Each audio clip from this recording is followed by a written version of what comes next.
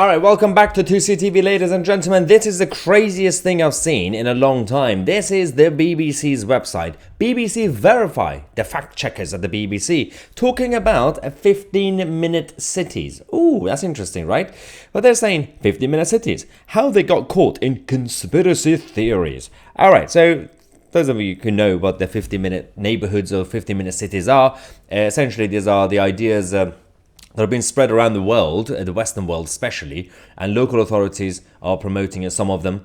And the idea is to help with obviously the climate, global boiling, as they say, and climate alarmism, to help the environment so that you don't have to drive everywhere, right? But also to make things easier to keep everybody more localized. But the idea is to say you shouldn't really drive around in your own car. They want to discourage people from having the private use of cars. And they have been open. They literally use the words discouraging people from using the private use of cars. But they say it's okay. You can get buses and trains or cycle or walk. Okay, fine. You can't really do that everywhere, but fair enough. Let's see what these people are talking about. They're saying how Marco Silva is in charge, doing the BBC Verify article, saying conspiracy theories linking 15-minute cities to sinister ploy to control people. May once have been a preserver of fringe groups on social media, but have now entered the mainstream of British politics because we had Mark Harper, the Transport Secretary, speaking out against their 15-minute cities. It's a government minister talking about it. Now they're calling a government minister conspiracy theorist on the BBC. They are basically saying conspiracy theorists claim that they will be controlling you with 15-minute cities. Alright, answer me this. What we say is that initially the idea is to control people and stopping them from driving too much using their own cars. And they do that by implementing a lot of CCTV camera equipment everywhere in each local area, and you have the LTNs, the low traffic neighborhoods, bollards and everything else to stop you. So they will have to monitor you. That means they are controlling you. That's literally the definition. But this is quite interesting because there's a point at the end. I'm going to show you guys because they say, but I don't know what they're talking about. Oh yeah. What are 15-minute cities? The BBC says, the idea is everyone lives within a 15-minute walk or bike ride from all basic services that we need, like schools, clinics, parks. The ultimate goal is to reduce traffic and also emissions that are driving global warming. See, there we go. That was the whole point. They just admit it.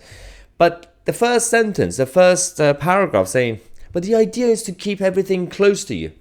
Why couldn't you guys have done it, the establishment, the governments, local governments and national governments, years ago or now, just help with infrastructure, just do it anyway. Build more things, right? Make sure there's a school in each area, there's an NHS clinic, there's a park, without any conditions.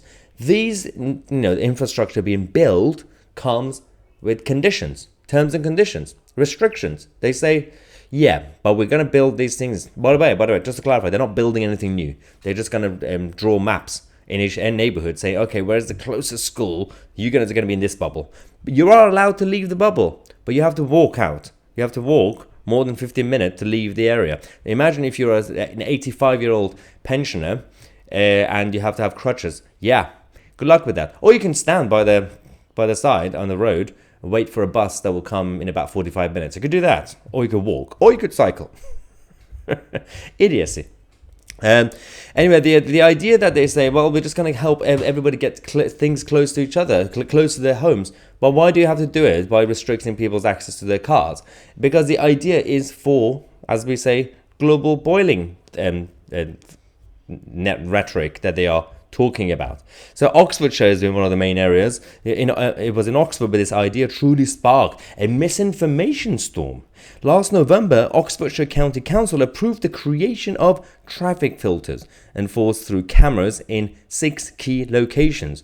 Private cars would not be allowed through without a permit, which they could use up to 100 days per year. But all other vehicles would be exempt to incentivize the use of public transport. The BBC understands that Oxford was one of the places Mr. Harper had in mind when he spoke.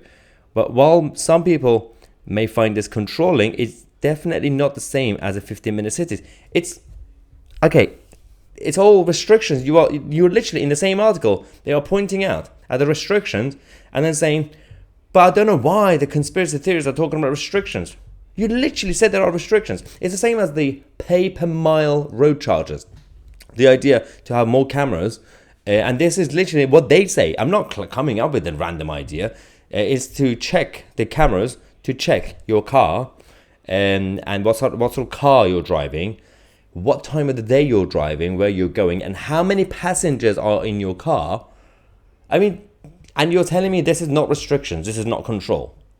It's absolute insanity. So you've got campaigners obviously saying save businesses, say no to 15-minute cities, save jobs, businesses, right to education, freedom of movement. Okay, sometimes they exaggerate the wording. You have a right to education. But businesses could be affected by things like low traffic neighborhoods, obviously, because a lot of the high street shops are being closed down because not many people can actually drive to go to those shops. Freedom of movement, and the BBC are saying, well, you can move around. Yeah, but you don't have full freedom. They say you can, but just use different forms of transport, right? That's what they say. It's like an Islamic state, a government in an Islamic state saying to women, hey, you're still allowed to wear clothes, but you just have to wear a burqa. No one said you're not allowed to wear clothes that you want. You can wear a burqa, but you could wear this burqa or that burqa.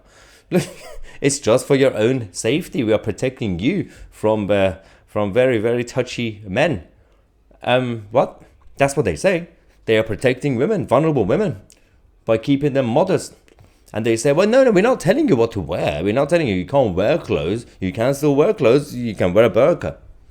That's exactly the whole point. And so when we say you're restricting cars and you're putting conditions on where they can drive and what sort of car they can drive, and you say, well, no, we're not telling people what to do. That's literally the whole point of the policy. The point of the 15-minute city is not to help with infrastructure. Otherwise, you could just do it without calling it a 15-minute city. You could just help build more hospitals, more schools, more parks. But you're not doing that anyway. Oh, the idiocy of the BBC verifiers. I do like, sometimes I have to fact check the fact checkers. One day they're going to come for me. I don't mind. And they're going to take this joke and say, my Tousi conspiracy theory is just announced that the BBC is coming from. Shut up, I'm joking. You're not brave enough to come for me. Anyway, thank you so much for watching. I'm Maya Tousi, and we are the media.